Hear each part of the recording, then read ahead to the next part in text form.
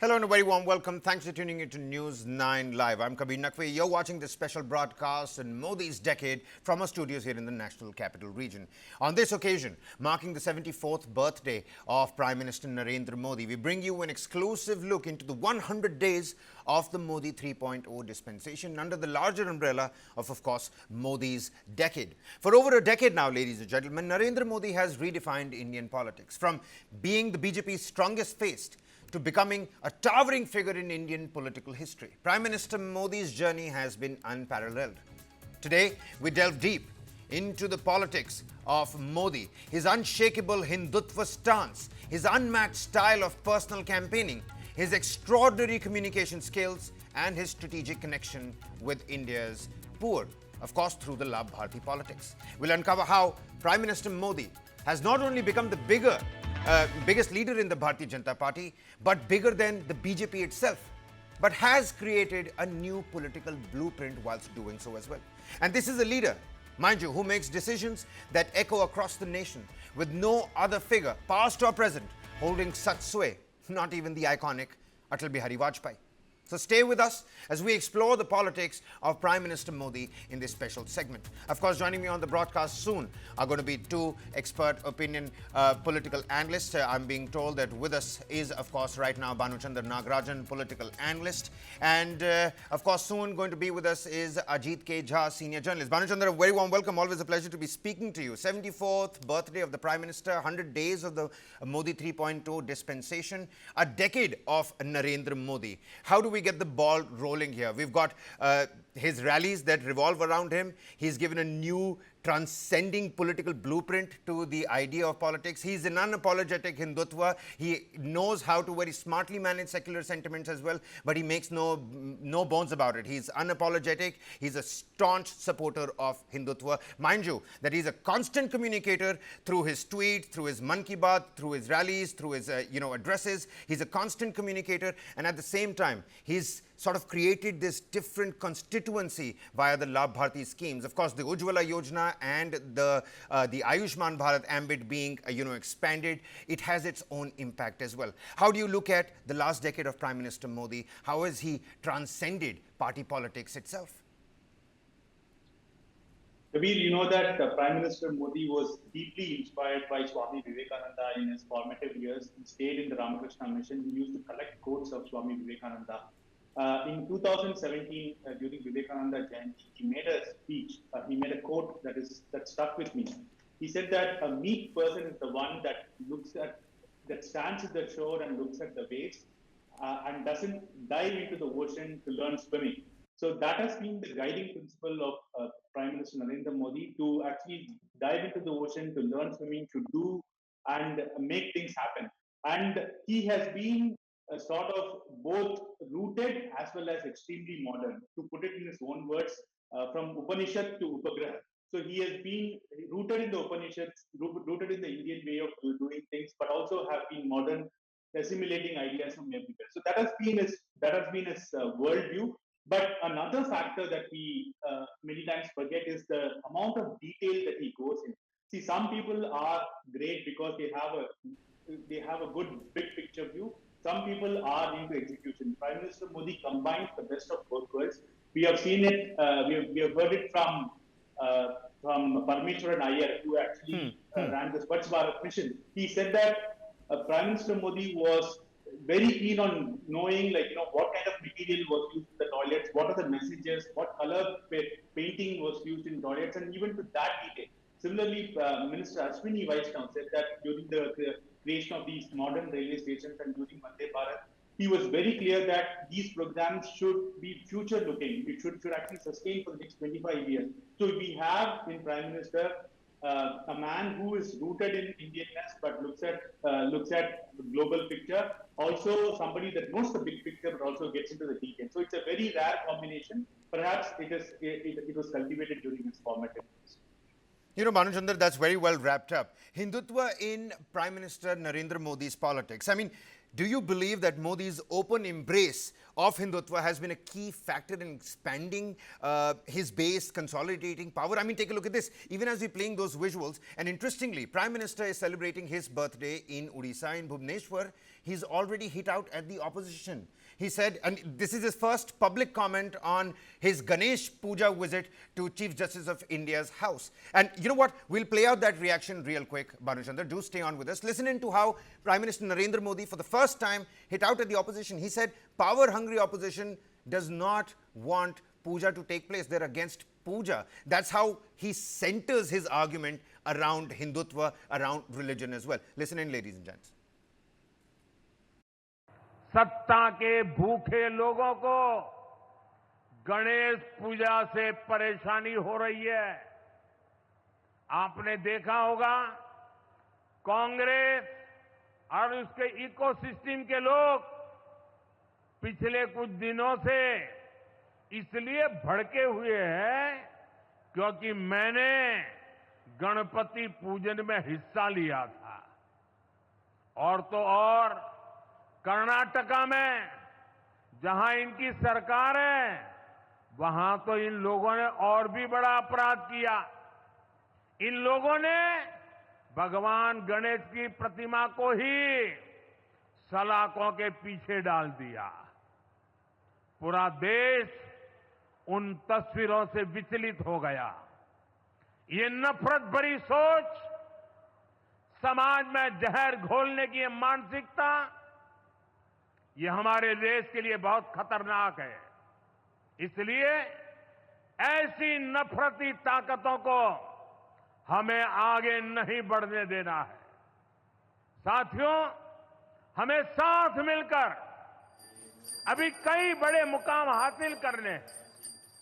हमें उड़ीसा को, अपने देश को सफलता की नई ऊंचाइयों पर लेकर जाना है।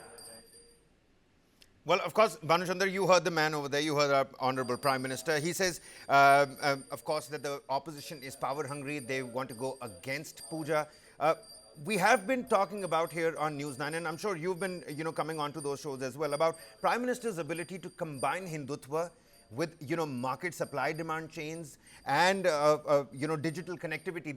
This formula of Hindutva, market plus mobile. But before we talk about that, his campaigns end at the Ayodhya, Ram temple. Before filing his nomination, he's going to the Bhairo Mandir because he says that's the custodian of Varanasi. That's what's going to happen. This embrace, open embrace of Hindutva, predominantly in non-Hindu religious areas, has that been able to, broaden the Prime Minister's own constituency? See, Prime Minister practices what I call social politics, right? So politics is just a layer over society. So if somebody is so rooted in the society and looks at society and the various dimensions of it, various movements that happen, and then base his or her politics based on that, then that has a very different angle to politics compared to just doing political strategy based on this caste, that religion, this economic group, that economic group, and so on. So I think Prime Minister has grown bottom up from the society. He has actually done a lot of social work before actually coming into politics and political organizing. So I think he has a very different worldview of things, and that has become his competitive advantage compared to rivals who have mostly a top-down view of politics. So I think Prime Minister never ceases to be confident about his abilities and use those skills in political strategizing, in making policies and so on. So I think that's where it comes from. So if you consider what a leader is basically, he has three characteristics. He's an arbiter of values. He is the source of prestige for the organization, and he's also the finest articulator of the organization's values. If you look at Prime Minister Modi, he satisfies all the three criterion so very well, and he does so from based on his experience. And I think we have to appreciate the fact that he has come from nowhere, right? He himself says that he's a very Maka beta, and he has done social work, then in political organization, then into active politics, chief minister, then prime minister. So his worldview is so broad and so deep, and I think that is his source of his strength. The worldview is also broad because Vadnagar, his birthplace, Banu Chandra, I was looking at a report earlier on in the morning. It has some real great treasures to take a look at as well. I would really urge and implore the audience and Banu Chandra, you yourself, to take a look at that once you get the chance. But Ajit K. Jha also joins us on the broadcast, senior journalist. Always a pleasure to be speaking with you. Banu Chandra and I were talking about Prime Minister Modi's open embrace of Hindutva. But, my question to you is, even as Prime Minister is unapologetic, he's a staunch, unwavering supporter of Hindutva. How does he manage to not alienate secular sentiments? How does he strike that balance on the Libra scales? I mean, that's also important to take a look at. It's a skill, nonetheless. Well, Kabir, I think sometimes we, the analysts, overplay Hindutva. Yes, of course, the BJP believes in Hindutva, but what is very important for governance? Right now, the Prime Minister is not campaigning, right? At the point when he's campaigning, Hindutva becomes very important as a rhetoric. But when he's doing governance, remember his philosophy, Sabka Saath, Sabka Vikas. That is the most important mantra which drives the Modi government ever since 2014. And as a result, the number of welfare schemes that have started under Prime Minister Modi, if we just look at it, there is enormous amount, and the delivery mechanism is absolutely wonderful. As a result, from, let's say, at the point when Corona began, almost close to 80 crore people get free food at home, right?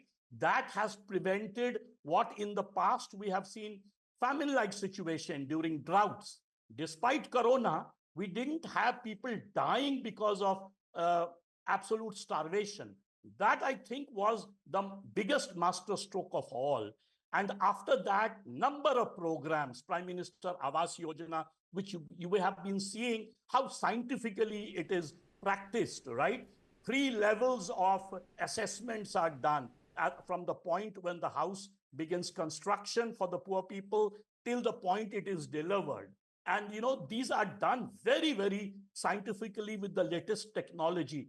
Similarly, look at the various other programs. In fact, the latest, now that BJP has won after, in the history of Odisha for the first time in a major way, look at the Subhadra program, for example. That's exactly what I was coming to, Mr. Jha. I mean, the Labharti politics, the Prime Minister has successfully created a new constituency of voters, but the Subhadra, Yojana, throw some light on that. He's gone to Odisha on his birthday. He's launched this, Yojana, and the first few beneficiaries, he's transferred the money himself for the first time. I mean, 10,000 rupees in 2 different installments of 5,000 rupees each for women aged 20 to 60. I mean, that's another big, huge constituency, isn't it? Absolutely, absolutely. And in that sense, the Prime Minister has gone beyond religion, beyond caste, beyond any other identity category, and they have identified poor people, poor women, and as you pointed out yourself, a huge age range. And in that, the idea is that you will empower them directly. Now, this is something extraordinary. Look, other state governments have also done. For example, Nitish Kumar in Bihar started with his initiative for young girls, the cycle program. We know what a great success it was. Other state governments have done. But this is a major scheme, and this is aimed at women who are generally poorer than men. Many of them are widows. Many of them are, divorced. So they have to fend for themselves. So it helps them. Plus, at the same time, it's a great, I would call it, an election, signal. It sort of signals to a new class of voters, the women voters. So gender gap, you see, is increasing. Women's turnout is on the increase, right? So, I mean, this is Prime Minister Modi's strength in governance. In fact, one of the bureaucrats who used to run Prime Minister Awas Yojana, Amarjit Sinha, he was in the PMO in the past. I have spent a lot of time with him trying to understand how they used to do it. And he told me many instances. He pointed out, for example, when the assessment of Madhya Pradesh was going on, Prime Minister asked him, what are the sections coming up? And he said, Prime Minister, quite a number of Muslims are, the ones who deserve the Prime Minister Awas Yojana. He said, without batting an eyelid, Prime Minister said, Sabka Saath, Sabka Vikas. Just go objectively. That, I think, is one of the biggest reasons for the great success of Prime Minister Modi within the country, other than the fact that, there is foreign policy and other issues which we can keep discussing. But this kind of welfare coming from a country which is considered poor in terms of per capita income, right? That, I think, is an extraordinary step. Certainly, certainly. You know what, Bhanuchandar and Ajit, do stay around. Let's listen in to the Prime Minister as he launched the Subhadra scheme that you, thanks for pointing it out, Mr. Jha. Let's listen in to the Prime Minister as he rolled out this particular scheme for the women on his birthday in Odisha. साथियों, ऐसे पवित्र दिन अभी मुझे उड़ीसा की माताओं बहनों के लिए सुभद्रा योजना का शुभारंभ करने का अवसर मिला है और ये भी महाप्रभु की कृपा है कि माता सुभद्रा के नाम से योजना का आरंभ हो और स्वयं इंद्र देवता आशीर्वाद देने के लिए पधारे हैं।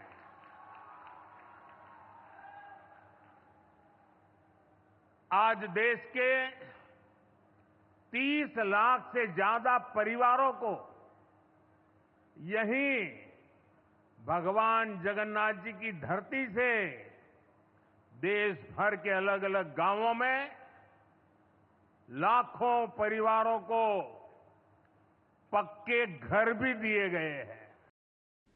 Well, Bhanuchandar, just the nomenclature of this particular scheme also tells you the thought that goes behind in the execution of a scheme. But coming back to what we were talking about essentially, about how Prime Minister very successfully manages, the marketing, supply, demand, agencies with that of digital revolution. I mean, he is directly talking to youngsters through their mobiles. Man Ki Baat happens on radio, but then there's television, broadcast of it as well. He's right there, this HMM, Hindutva market mobile strategy that the Prime Minister has successfully defined.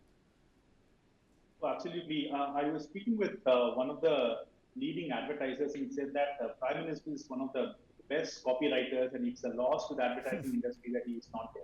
So, regarding the communications that you mentioned, Kabir, so, if you talk to consultants and even communications people, they say that, there should be a strategic pause, one should not constantly communicate, etc. But Prime Minister Modi has thrown that book away, thrown that logic book away. He knows that this is an era of surfeit of information, and somebody has to constantly communicate. And he has a preacher's approach to communication, and I think it has worked wonders. And I think people and modern communication specialists are also learning from the Prime Minister. So I think being a symbol of aspiration and constant communication have been having its strengths. And like what you mentioned, he has married multiple things. He has married his rootedness. He has been a symbol of aspiration. He is known to do policies and programs, keeping the society in mind and not just trying to satisfy a media or think tank to the rotating agencies and so on. So I think that has been his core strength. And another thing that people really look up to him is the fact that he's very calm and collected. He seems to handle complexity quite very well without panicking. So I think that is very attractive as a person. When you, irrespective of whether you like him politically or not, that is something that I think people really appreciate. Right. Mr. Ajit, how about you come in here, talking about this constant communication by the Prime Minister. He is a great orator, a master of communication, utilizes everything from social media to, well, Man Ki Baat as well. How is this constant communication, especially with the youth, helped shape his particular image? Because, mind you, on the other side, you have an opposition that continues to say that the Prime Minister doesn't come out and speak to the press. He doesn't give a press briefing. But then again, he's in constant communication with the public, from tweets to Man Ki Baat. Kabir, let me put it this way. The criticism of the opposition, I would argue, is justified. I think the Prime Minister should give more press conferences. After all, we are in the media, right? We have a right to assess the Prime Minister independently. However, having said that, one must admit that in the history of India, perhaps after Indira Gandhi, I think Narendra Modi is the first Prime Minister who connects with the masses so well. And one of the reasons is that he's an extraordinary orator, right? His oratorical skills, especially in Hindi, is unmatched, at least among the leaders that I have seen in the last 3 decades, number one. Number two, you will see the extra effort he makes, the way he sort of, bends backwards. Every state he'll go, like suppose he goes to Tamil Nadu, his first few sentences will be in Tamil. If he goes to northern Bihar, it will be in Maithili. He will talk about the Mithila painting. You have the Tamil Sangamam, you have the Kashi Sangamam, or, all of these Sangamams are constantly taking place as well? That's right. So the direct connect with the masses, the symbols that he uses, after all, Prime Minister Modi is a master of symbols, right? I mean, the very choice of Varanasi, for example, as a Lok Sabha seat is a great sign of, a master of a symbol, moving from Gujarat all the way to UP and selecting Varanasi. And then the way he has, Varanasi has been a great city for thousands and thousands of years, right? But the way he has made it politically significant for the first time in the history of Varanasi. That's right. So all that, there I think he's unmatched in the country. In fact, I would implore the opposition leaders who rightly criticize him for not giving press conferences, at the same time, they must learn from Prime Minister Modi, how to connect with the masses, the kind of skills he has as an orator. Even in BJP, Atal Bihari Vajpayee was a brilliant speaker. But I think the connect of Prime Minister Modi is even more, because he speaks a simpler language. He talks in Ajit, again, many thanks for bringing in that particular name. I'm not trying to draw comparisons here, but Atal Bihari Vajpayee was a tall leader. I've been reading some, several opinion pieces that say Narendra Modi has transcended the party politics itself. He's bigger than the BJP. He's doing things, calling shots like no other leader would possibly have. Could one say that the party's internal structure has gone through a transformation under Prime Minister Modi? Absolutely, absolutely. First of all, to begin with, Prime Minister Atal Bihari Vajpayee was the leader of, a minority government, right? Prime Minister Narendra Modi, for the first 10 years, was a leader of, not only a majority government, but an extraordinary majority government. That's right. Almost like Prime Historic Minister Rajiv majority. Gandhi was. Yeah, so it's almost like, as I said, Rajiv Gandhi when he had 414 seats in 1984. So that is one big strength of Prime Minister Modi. But even in 2024, when the BJP's numbers are not as high as 2014 and 2019, but the NDA still looks rock solid, right? There might be some U-turns in policies here and there, and a lot of opposition leaders and the media say, oh, well, he's changing course. But remember, during the farmers' movement, he had taken a U-turn when he was in total pole position. So that is Prime Minister Modi's skill. He realizes when a policy has popular connect, he doesn't mind actually taking 2 steps backwards. So that way he is a great popular leader. He understands popular sentiment. The best word for him, he's a hegemon. And the party is a dominant party under him. And the way he is going, after all, even Sachin Tendulkar and Virat Kohli can't hit century at every innings, right? Okay, so the third term begins with 240 MPs, but at the same time, you don't see any difference in his approach, his missionary. In fact, in one of the interviews, he pointed out, Humko opposition is criticizing me, but I am silent and I'm just doing my work. That, I think, and the way he goes about it, is absolutely unmatched, I would say, in most of the prime ministers that I have seen in India. And in that sense, his connect and other and his popular connect his policy decisions. Because the- Ajit, take a look at some of these visuals, and I'm sure you've seen them as well. Bhanu Chandra, I'd really urge you to look at these visuals as well. This new calf that was born on the Prime Minister's, residence, he's named it Divyanshi, and this is another, connect with the public. Another staunch way of saying that he's not dwelling away from Hindutva. The calf is on its lap, on the Prime Minister's lap. The calf is on the sofa. I mean, I'm sure there are a lot of people that have not made their way inside the Prime Minister's residence, enjoyed the sofa over there, but this calf now certainly has. Take a look at that. Mind you, I've been corrected by the control room. The name is not Divyanshi, it's Deep Jyoti.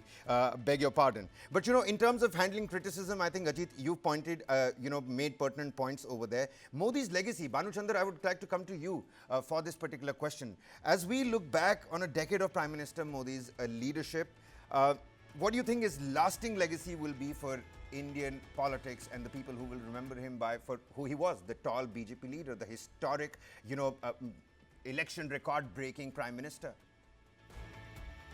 I think Prime Minister Modi has very artfully been both the idealist and the realist, right? So as an idealist, he has probably enacted the largest political social justice movement.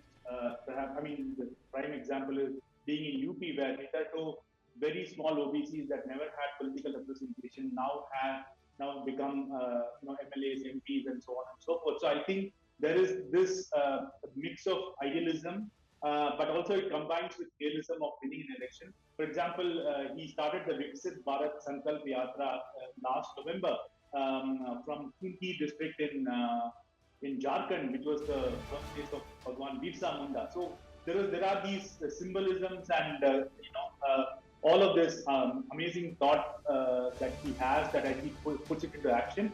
And if you look at he brought in the EWS reservation.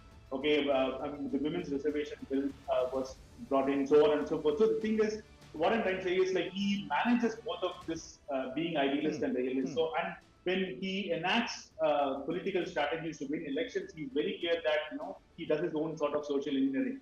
And all of this is to actually get power so that he can make these bold reforms and bold choices.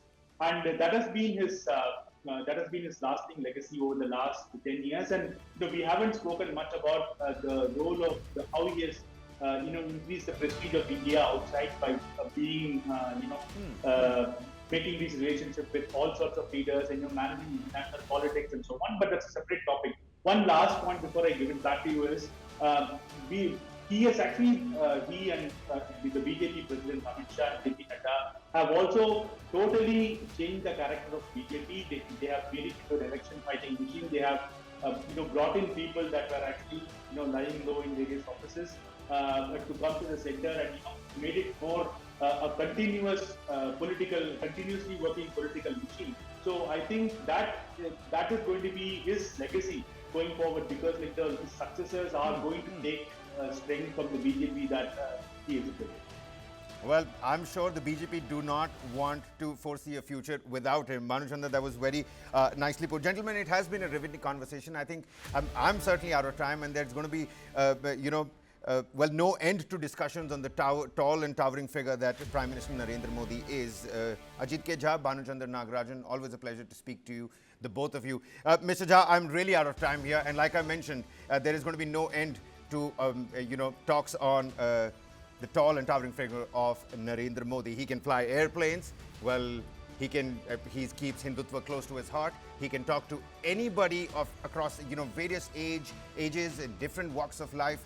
That's the Prime Minister that we have at this point in time. 74 years of Prime Minister Narendra Modi, 100 days of Narendra Modi 3.0, and a decade of Narendra Modi's transformative governance. We leave you with some of these shots of him at various temples, of him petting Deep Jyoti, the newly welcomed calf, of him flying airplanes and whatnot. Many thanks for watching.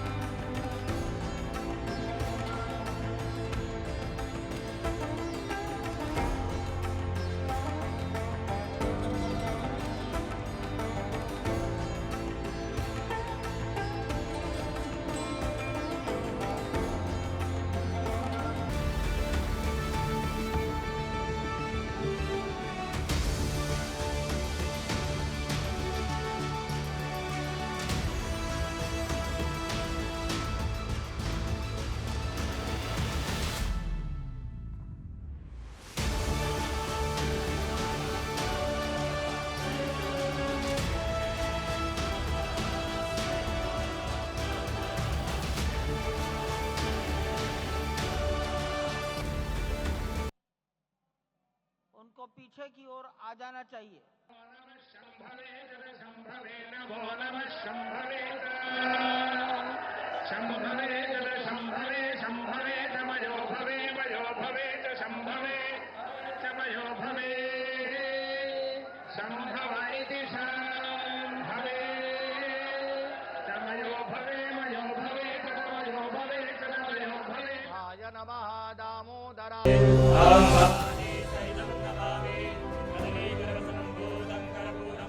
बाबा विश्वनाथ और मां गंगा के आशीर्वाद से काशी वासियों के असीम स्नेह से मुझे तीसरी बार देश का प्रधान सेवक बनने का सौभाग्य मिला।